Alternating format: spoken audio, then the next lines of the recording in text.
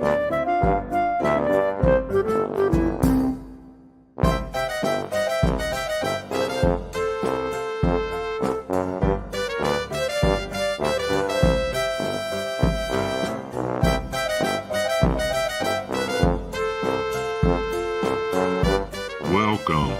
to the UltraCycling magazine show.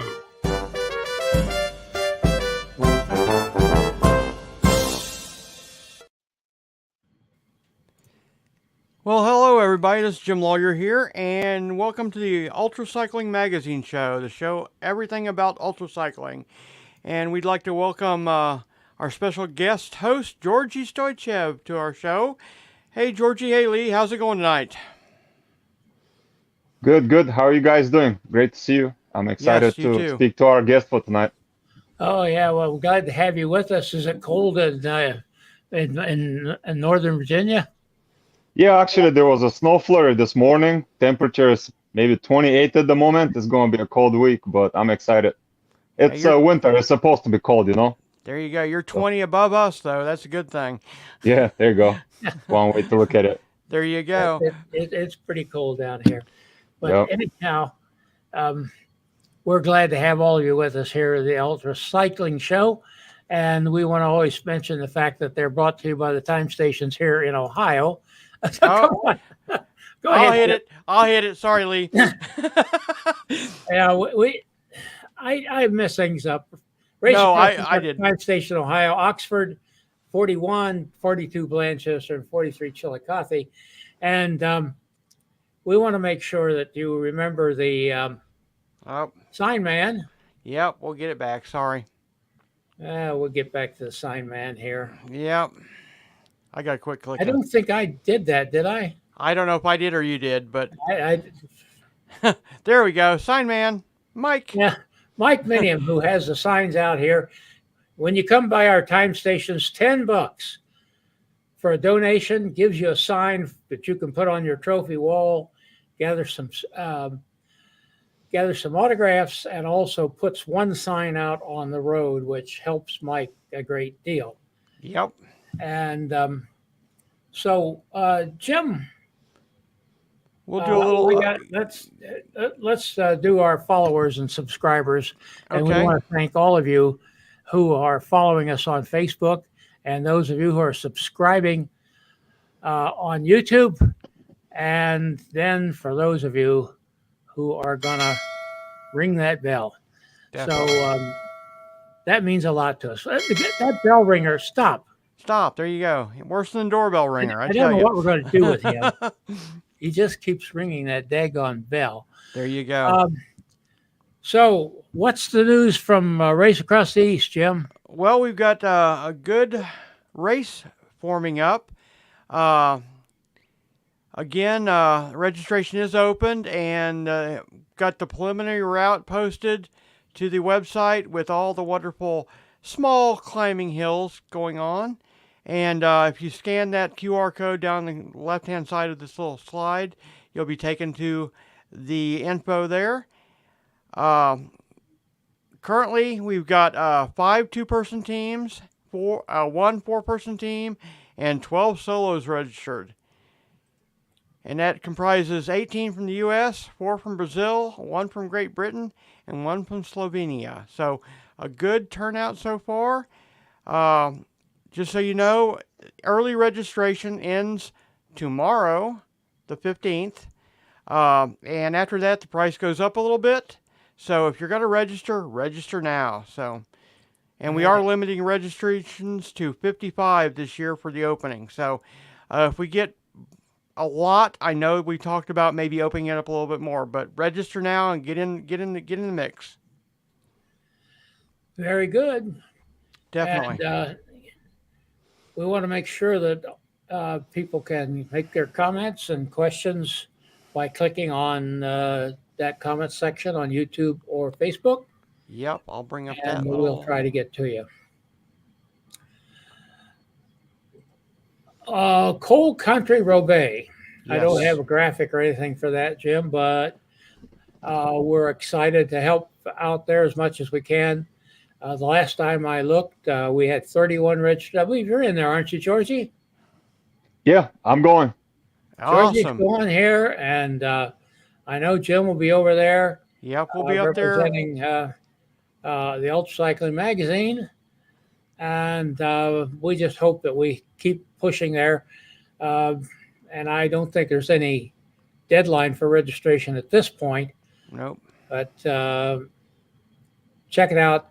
Go to ucm.bike, and you can see the link there in the show notes to Cold Country Obey, as well as the Race Across the East, as well as Sebring. And we don't have a report on how Sebring's going. No, that'll be next week. Yeah. And we are still going, and we'll be down there and riding a tandem on the actually the 6 hour now. So Yeah, so you get to meet Jim, and we'll interview you and put you on the show. now next week, Yes. Georgie, tell us who's coming next week. Yeah, we have a big one next week. We're going to have Christopher Strasser, so I'm super excited. He just won his second Transcontinental, so I'm excited to talk to him about it and learn how he likes unsupported ultra cycling, you know. So. And Georgie got that lined up for us. We appreciate that a great deal. So I thought we were going to go to Cincinnati tonight, but turns out we're going to Cleveland, where it's even colder Oh. than it is here in the Dayton area, where Jim and I hold out. Jim's about 4 or 5 miles further north than I am. I guess I counted that, though it's diagonally further. But there you go. Jimmy Toner. Come on in, Jimmy. Hey. How are you tonight? Very good. How are you guys? Awesome. Well, Jimmy's here because it was pointed out that he was did his very first UltraCycling event at Psycho 48, and we thought it was a good idea to bring somebody on who is as new to this sport as we could, and bring it on with Georgie, who's got a lot of miles under his belt in UltraCycling, and let Georgie and Jimmy have a little conversation. But first of all, when we read your bio, you've done a lot of cycling before you did this Psycho 48, didn't you? This wasn't your first go out of the box. Yeah, I've cycled my whole life in and out.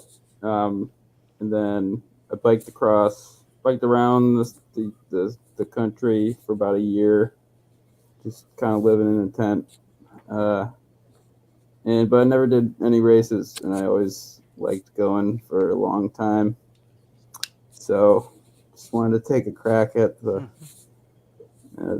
long race, and it went pretty well.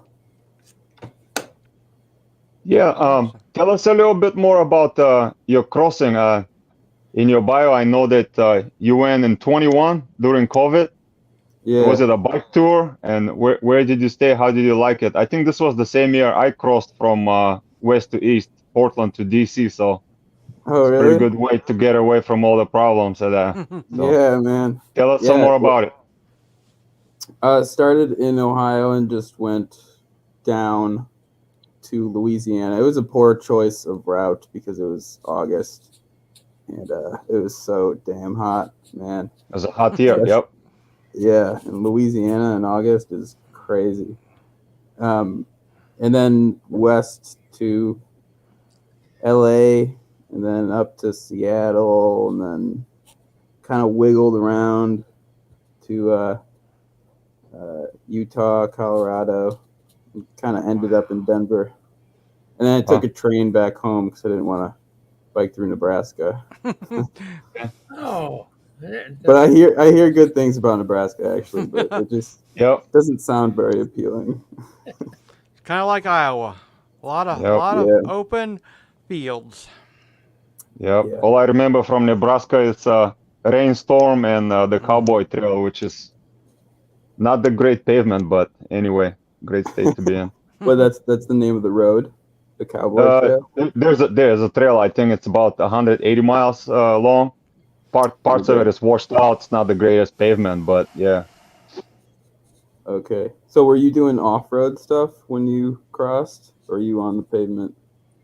Yeah, so the race is called Bike Nonstop US. So it's pretty much ran by the same guy that's running Trans Am, just a little safer. It's using all the trail system.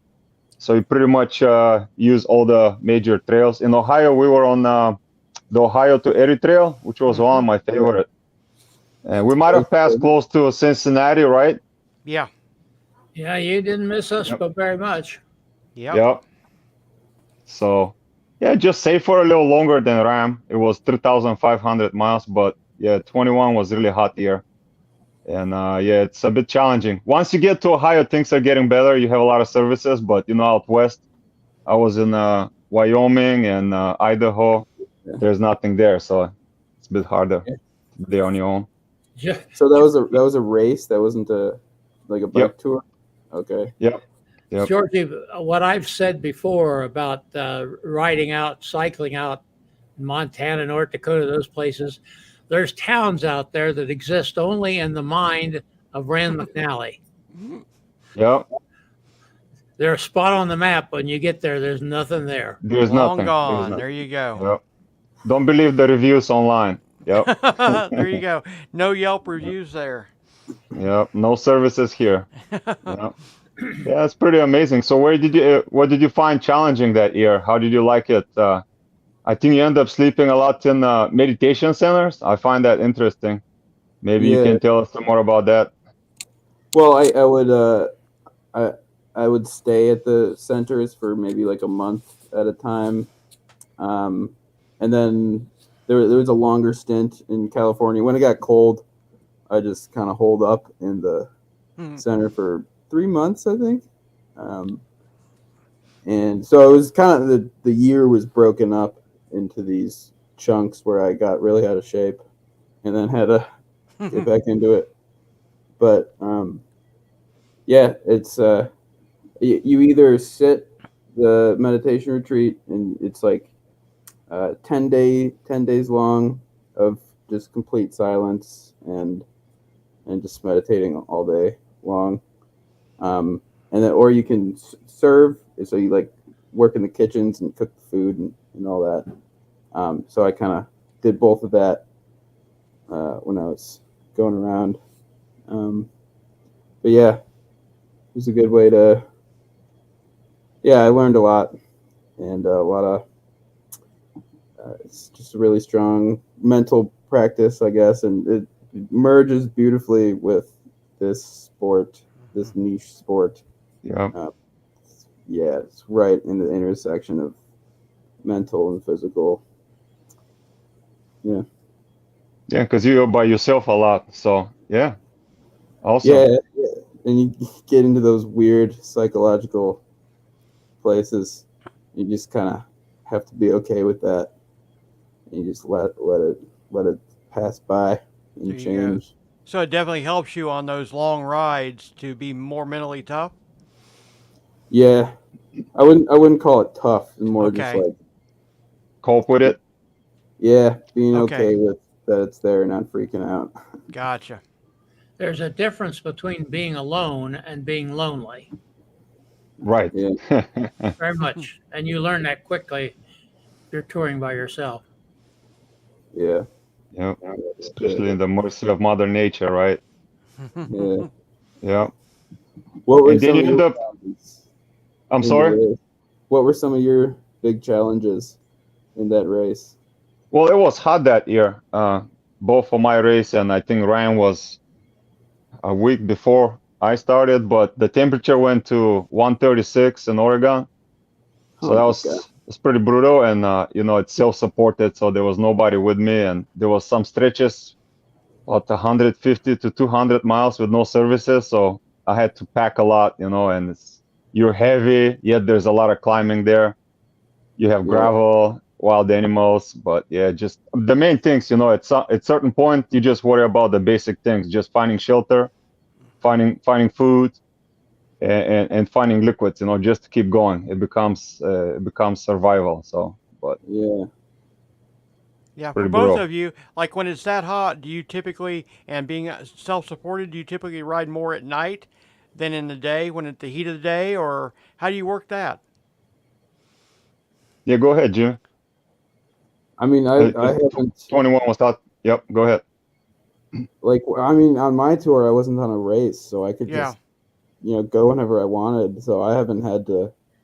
I mean, I had a stretch in the desert in Utah that I thought I had plenty of water, but yeah, I must have had like 3 gallons full of water, and I ran out, and I was still like very far from Yeah. the races, so I had to ration and just take a sip every 5. Wow. It was horrible. It was just Yep, I couldn't believe how much water just evaporated. I can relate. And it's dry, right? It's so dry, Yeah, dude. Yeah, and you your you end mouth. up drinking so much. Yep, Yeah. But and then I yep. had to eat still to, not collapse. So I'm like eating this dry canned chicken on the side of the road with no water. It was just horrible. Wow. Yeah, I can last without food, but without water, you're kind of a dead man out there, you know. I was carrying a water filter, you know. I had to get water from some creeks, but then there was a lot of gravel, and you kind of, well, I did at least. You underestimate gravel, how slow you can be, you know. So you might end up doing 6, 7 hours for a 20-mile stretch of rough gravel. So you end up Um, running out of liquids quick. So, but yeah, there was one point I had to jump a fence and get into this farm and get some water from the sprinklers. Just find some creek if there's anything around me, you know. So it's you were pretty. filling up bottles like in the sprinkler. Yep, I yep. bet it was glorious though. Yep. I jumped someone's fence. I guess I could have gotten shot, but I had no choice, you know. So yeah. Yeah. Wow. And but that same year you end up going also to Asia, Jimmy. I read that you were in Nepal and India. Tell us some more Yeah. about that. Yeah, just always wanted to get out of the country. I was just enamored by the people I met along the bike trip. Uh, uh, People who have traveled, and I would just pepper them with questions. And I always wanted to go, and then yeah, just went. I didn't have a bike though. I didn't touch a bike for 7 months, and felt weird. But yeah, just moving around with the backpack, taking buses, hitchhiking. Um, yeah, I mean, going out of the country as someone who's been sheltered in America for their whole life, it's just yeah, it's mind-boggling. Yep. And then at the end of it, I wanted to see the Tour de France, and I was kind of close, so I flew into Switzerland and bought a bike and just strapped my backpack and stuff onto the frame with bungee cords and just followed the Tour de France around for a week. It was great. Just slept outside on a yoga mat. It's great memories. Can imagine. Wow. How did you find India? I'm curious about Asia, India and Nepal. I also would love to visit India one day and race there. Ultra Yeah, cycling is growing there super fast. yeah, that's funny. I wouldn't think that would. I cannot imagine UltraCycling in India. Um, there's just a lot going on. a lot The of a roads. lot of things in the road. a lot of people and objects and debris, and the heat is ridiculous. So that would definitely be a challenge. I was only up north. I didn't. I mean, it's a huge country, so Right. isn't there's a few races that are in the south, I think, and I think there's a race that goes up north to Leh Ladakh. Yes. Where I was. In fact, this past week we had our reporter in India, Grinny, give a report on from Amit Samarth, who operates that race, Oh yeah. and it is actually across India. And then there's one they just held It's a brand new one. It's called Coast to Crest. It goes up, I forget that river on the east side of India and ends up in the mountains up there. Mm, Starts at the coast and goes up to the mountains. yeah. So there's a lot happening there, and we've got a reporter there who's really been doing a good job. In fact, she's got a report on that Coast to Crest, and hopefully I'll get that put together and posted this week. Yeah. I bet you know what, it would be nice doing a race there for the food and the chai that they make is it's so delicious and it's just got the right amount of caffeine in it. Mhm. And just like street food, you could stop whenever you want and get food anywhere for dirt cheap, and it's delicious. Yeah, that's one of my fears, finding food, how easy it is. Like you said, we're spoiled, I've traveled a little bit and we have gas stations that are open 24/7, 7-Eleven, but you go to certain countries, it's 6 p.m. and everything is closed. So good luck. So Yeah, I mean the places that I was, there's people cooking in the street at all hours of the day. Just they got a whole setup, and they're just yeah, it's crazy. And then that's my favorite spot I went to. It's just mind-bogglingly beautiful. The mountains. I think you definitely need some heavy-duty mountain bike tires if you're biking up there. I saw some. acclimation. Yeah, and the chunky roads, just the worst roads. I was doing a trek around the Annapurna circuit, and there were some guys mountain biking it, and yeah, I mean there was snow and everything, and I don't know how they did it. Very steep grades, but yeah, it was cool Did you to see have to that. adjust to the altitude there? I know there's a race there.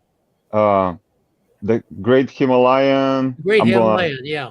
Yeah, there you go. And I know racers are required to acclimate or at least arrive there a little earlier, if I'm not I mistaken. think So, a week or 10 days ahead of time, Georgie, right? Yeah, Yeah, which yeah. doesn't So I seem to be imagine. a lot from my experience, my limited experience in higher altitudes.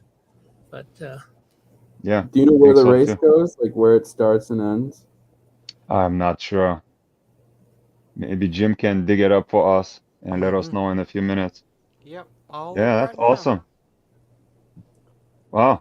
Yeah, And then you end yeah. up doing the Psycho 48 eventually. I think I was there the same race. I just You were? didn't know you at the time. Yep. I was there Which, both years. which group did you do, or which category? I did the 12 hour. I think you did the 24, right? Yeah. Yep.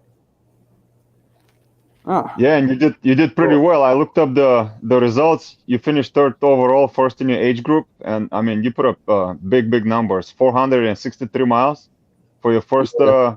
24-hour race. I mean, this is I amazing was numbers. I was shooting for 400. I thought I'd be happy if I got 400, so I was very pleased. And I was secretly hoping for first place because I saw the last year's first place was 450, I think. Yep. So I was thinking, it's possible, but there's some fast guys. Yeah. well, we had the race organizers on the show, and they told me, Jimmy, that if it hadn't been for the severe winds, you'd have Yep. had 500. Fast course. I I You'd did have my had best you'd have had 12-hour 500. result too. Yep. You I had your have no best doubt. 12 hour in that Yeah, I race. did 250 the year before and 249 last year. So it's a really fast course. Although, as you know, it's super windy. It's by the Yeah. coast, so half of it is You do headwind, but then the other half is Yeah, I was that. thinking. all Do you tailwind. think So it's still a? Do you think it's still a net loss of total mileage with the wind? yep. Georgie, But that's yep, not too shabby for first time out of the box. it's very impressive. 463 Oh, definitely. when everyone else will look for hitting 400, which was his goal. I mean, that's Mhm. super impressive. Yeah, it's fun. Yep. On that Yeah, Himalayan race, if I'm looking at the right one, it's Leh to Kargil, and then Kargil back to Leh. So, yeah, I was in Leh. yep. Yeah, It's just one road from Leh to anywhere. And Gotcha. it's chunky. That'd be a hard race. And that's a Ram qualifier also. Yep. Yeah, I think that was a great first race to do, the Psycho. It felt very welcoming, great route, just nice and flat, perfect roads. Yeah, I got really, really into it. Yeah, it's a great course. I think this is the third year. The first was not official event. I was there, yeah, but anyway, the organizer is doing a fabulous job and is growing by the numbers every year. So it's great to see. Yep, Are you a doing great it place. next year? Yeah, definitely. I live close to Washington D.C., so it's kind of close to me. I won't miss it. I like racing in North Carolina. Mm-hmm. Yeah. It's humid. It's the opposite of what we talked about earlier in the desert on the west. So the problem is humidity here and obviously wind by the coast, but I'm excited. Yeah, I was surprised that during the night it was only like 40 something, but it was so damn cold. Mm-hmm. It was wet. Yeah, Yeah, it's late in the year. Yep. Yeah. And there's a new race across the east, starting not far from you, right? So I was also looking that up. That would be something nice to do. I don't know if you're interested racing with a crew or what else are you planning on doing in the near future? I'm trying to figure out my schedule. I don't know. I think I definitely want to do one in early, like within the next 2-3 months, maybe. Get one down in early season. Mm-hmm. So that race across the east, it's 600 something. 628. Yep. 628. Okay. Yeah, that seems like in the realm of possibilities. And I was, the more I hear about this sport, I hear that the crew is actually having a crew is kind of a beautiful thing, in that it feels like a team effort. Mm-hmm. And as much as I like being super independent and doing self-supported stuff, I would love to feel that kind of team aspect of it. But yeah, gotta pull some people, drag some people into my Yeah. world. No, I think it's a great distance, not a big commitment, likely 3-4 days commitment with arriving a little earlier and so on. One car, maybe 3 crew. I think it's doable. It's a lot of climbing on this section of the Ram route, so I know that much. I don't know if you like climbing a lot, but there's plenty. I was going to ask Jim when he had that profile up there, what was that big fat thing there in the middle? Yeah. That's after you leave Ohio. Yep. The fun Is that part. in Pennsylvania or New York? The climbing.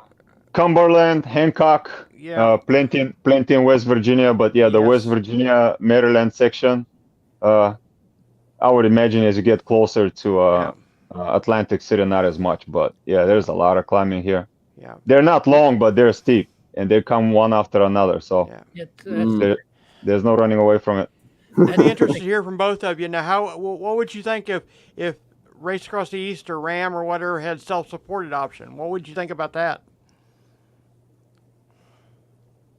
Yeah, that'd be cool. I don't have I don't have any experience in the supported, so I wouldn't know. Well, I don't know. There's only one way to get it, Jimmy. Yeah. Go for it. Not just race. That's a nice one. It's on. Yes, yeah. It's on a parkway, so it's kind of less risk. I know everyone is suggesting that as a first timer. If you're not used to doing anything with a crew, there's no traffic lights. There's nothing. I don't know if you've heard about it, but it's a great race. I biked it.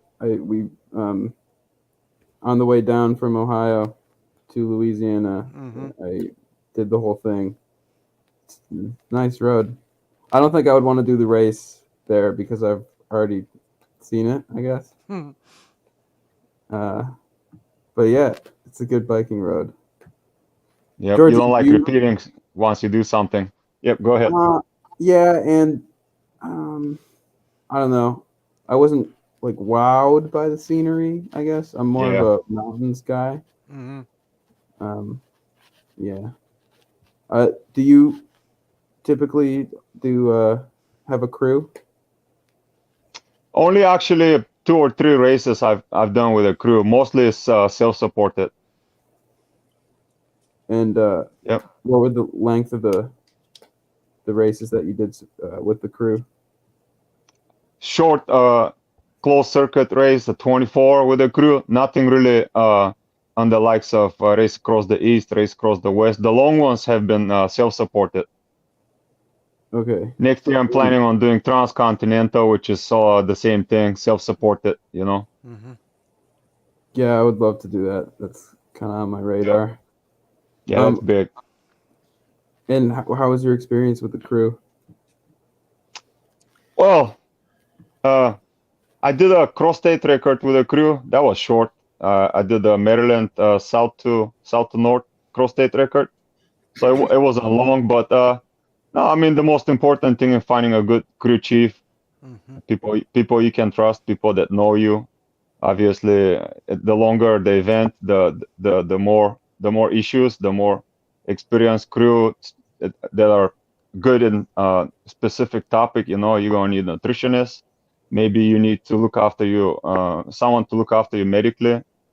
Obviously, everyone needs to know how to drive, but as long as you get a good crew chief, he can get everyone together, do some practice racing, and go for the big one.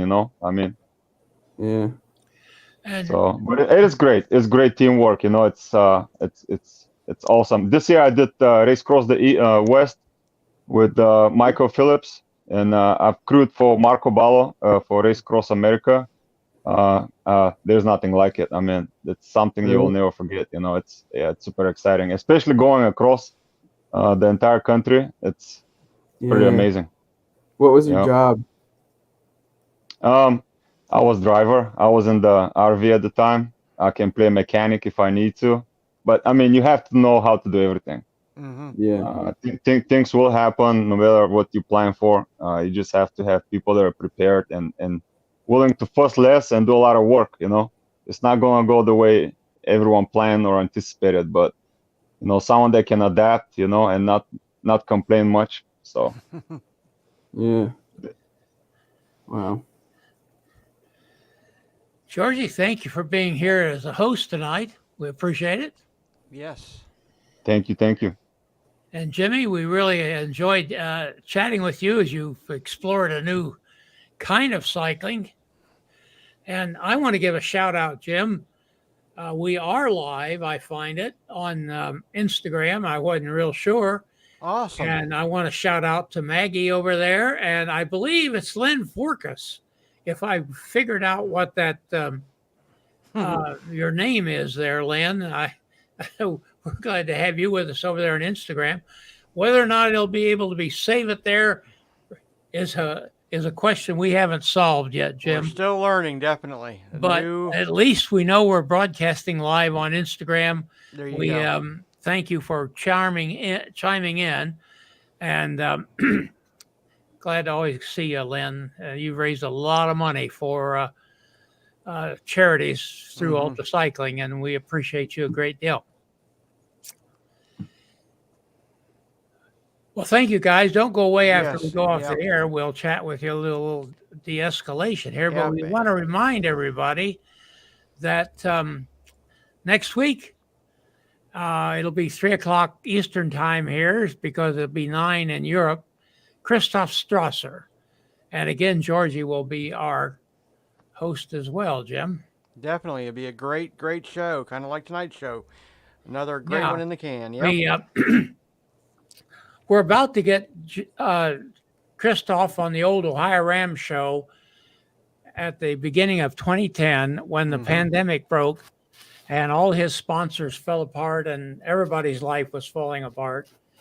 And that fell apart, and it's took Georgie to get him back with us here. So thanks a lot, Georgie. Yep. Yeah, you're a good guy. Definitely. And Jimmy, I'm thank you excited. for being here. We look forward to Yeah. seeing your adventures in racing and other UltraCycling events, and hope to see you both at Race Across the East. That's my Yeah, little hint. maybe. This has been. Hey, thank you guys. This is a great welcome into the community. I appreciate it. Yeah. Yeah, great talking to you. All the best, Jimmy. We can't wait to see you Thank race We you. want to again. hear. We want to hear more from you. Stay in touch. Yes, Yeah, definitely. for sure. I'll see you guys down the road. All right. Let me see if I can All find right. Gregory out there, Lee. Yeah, you go get Gregory, and I'll get. This is Gregory Zuber, thanking you for watching and sharing. Music by Kevin MacLeod.